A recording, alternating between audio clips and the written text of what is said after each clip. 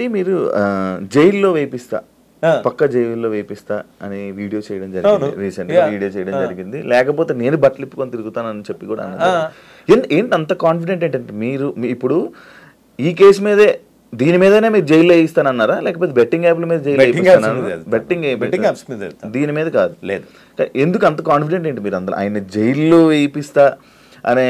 లేకపోతే అంత కాన్ఫిడెంట్ ఎవరు ఇచ్చారు మీకు? ఇప్పుడు ట్రాఫిక్ సిగ్నల్ యుఎస్ లా ఎట్లా ఉంటుంది తెలుసు కదా, ట్రాఫిక్ సిగ్నల్ లో నువ్వు టికెట్స్ కట్టకపోతేనే కోర్టుకి వెళ్తారు, కట్టలేని పరిస్థితుల్లో జైల్లోకి వెళ్తావు. అట్లాంటిది ఒక యాక్ట్ అంటే ఒక చట్టం, ఆ చట్టాన్ని తెలంగాణ గేమింగ్ యాక్ట్ అంటారు. దాని అమెండ్మెంట్ అయ్యింది 2017లో. ఈ చట్టం ఏం చెప్తుందో ఏను అంటే ఈ లా ఏం చెప్తుందో ఏను 5.7 The objective behind this amendment is to completely eradicate the menace of gambling.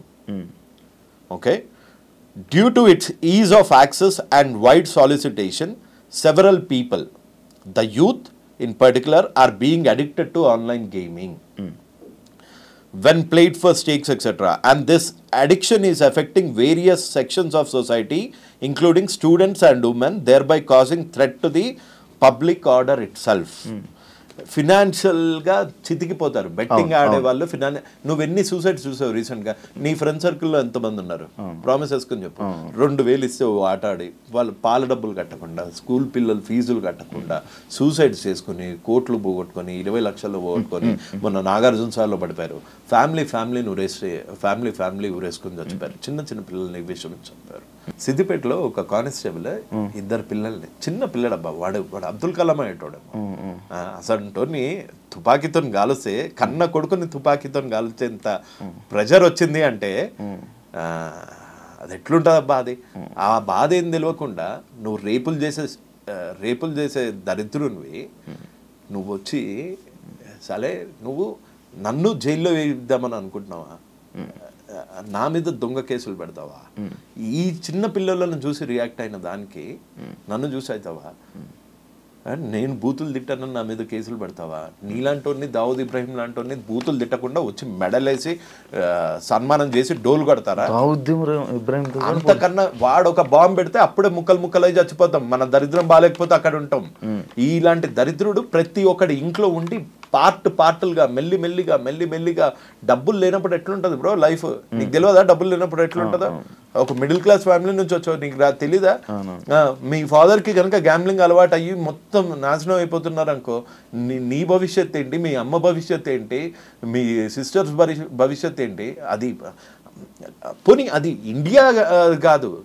నువ్వెందుకు డ్రగ్స్ అమ్ముతున్నారా, నువ్వెందుకు ఆన్లైన్ బెట్టింగ్ చేస్తున్నారా అంటే ధోని చేయట్లేదా, కోహ్లీ చేయట్లేదా? వాళ్ళు చేసేది కూడా తప్పే, కాకపోతే వాళ్ళు లీగల్ గా ఉన్న స్టేట్స్ లో చేస్తున్నారు.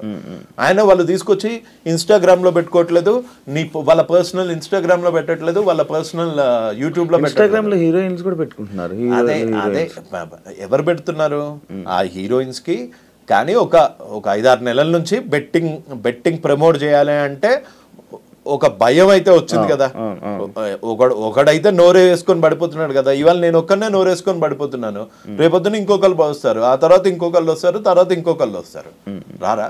100% వస్తారు. సారీ, అది ఆ చిన్నపిల్లడిది చూస్తే అవి చూస్తే ఎంత మెంటల్ వచ్చేస్తుంది. దాని గురించి ఆపరా అంటే నువ్వు నా మీద కేసులు పెడతా, నన్ను బ్లాక్ మెయిలర్లా చిత్రీకరిస్తా, నీకు ఇన్ఫ్లుయెన్స్ ఉంటే మర్చిపెట్టుకో, నా మీద చూపించలే నువ్వు.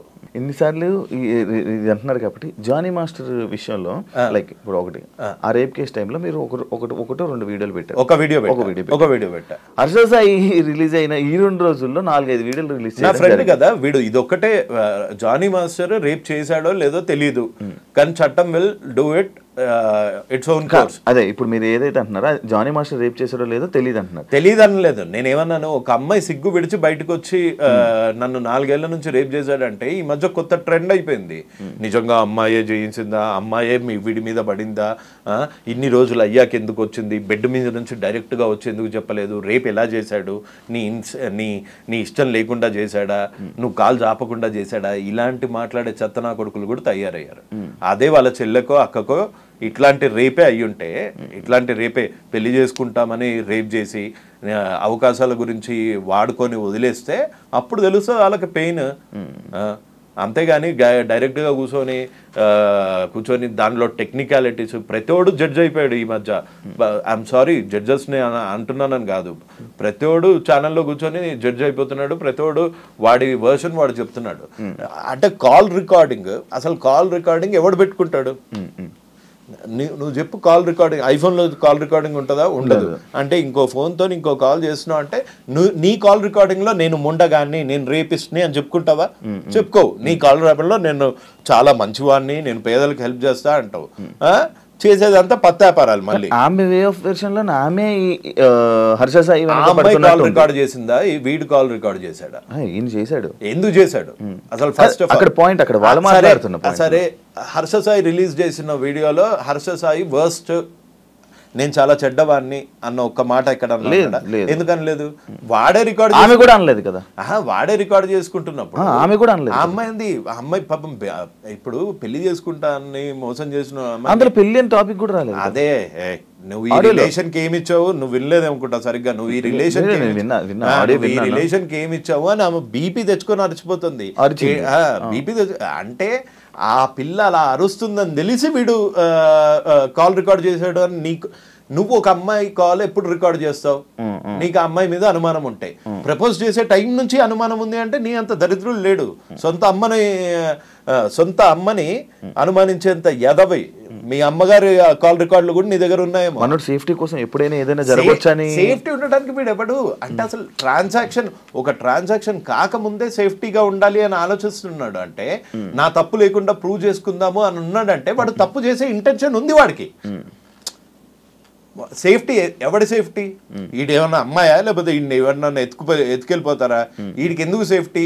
ఒక అమ్మాయి తప్పు అంటే నేను తప్పు చేస్తాను, ఫ్యూచర్లో ఇది పనికొస్తుంది, నేను ఫ్యూచర్లో ఈ అమ్మాయిని వాడుకుంటున్నాను, నేను ఈ ఫ్యూచర్లో ఈ అమ్మాయిని వాడుకొని వదిలి దొబ్బేద్దాము అనే వాడు రికార్డింగ్ మొదలు పెట్టాడు. అందుకే వాడు పత్తిలాగా వస్తుంది, అందులో ఆ అమ్మాయి ఏమో గలీజ్గా వస్తుంది. అది ఇప్పుడు ఈ ఆడియోస్ లో కూడా హర్షస్ అయితే తప్పు అంట. డెఫినెట్ గా తప్పు. నువ్వు కొంతమంది ఆలోచించినట్టు మగజాతి ఆనుమత్యాల్లాగా ఆలోచించకు. నువ్వు దీన్ని వాడుకొని వదిలేద్దాము అని అనుకొని కాల్ రికార్డులు చేస్తున్నావు అనుకో, అప్పుడు నీ బొక్కలు ఏం బయట పెట్టావు కదా, ఆ అమ్మాయి బొక్కలు అన్ని తీసి బయట పెడతావు. అంటే నీ ఇంటెన్షన్ క్రిమినల్. ఇది డెఫినెట్ గా. ఇంకొకటి తప్పించుకొని తిరుగుడు ఎందుకు? డైరెక్ట్ గా వచ్చి తప్పించుకొని తిరుగుతున్నాడా? మరి దొరికాడా? పోలీసులు అరెస్ట్ చేశారా? ఇంకా లేదు, చేయలేదు. మరి నేను ఇన్స్టా స్టోరీ పెట్టాడు కదా, లైక్ ఏది ఇన్స్టా స్టోరీ చేస్తున్నాడు, మిగతా ఇన్ఫ్లుయెన్సర్స్ అందరినీ రెచ్చగొడుతున్నాడు. అండ్ మీకు ఇప్పుడు ఒక ప్రూఫ్ ఇస్తా, నేను నీకు ఫార్వర్డ్ చేస్తా, కావాలంటే అది నువ్వు డిస్ప్లే చేయొచ్చు. ప్రతి ఒక్క ఇన్ఫ్లుయెన్సర్కి కాల్ చేస్తున్నాడు. పోలీసులకు దొరకనవాడు అంటే లొకేషన్ ట్రేస్ చేయలేరా ఇన్స్టాతోనే?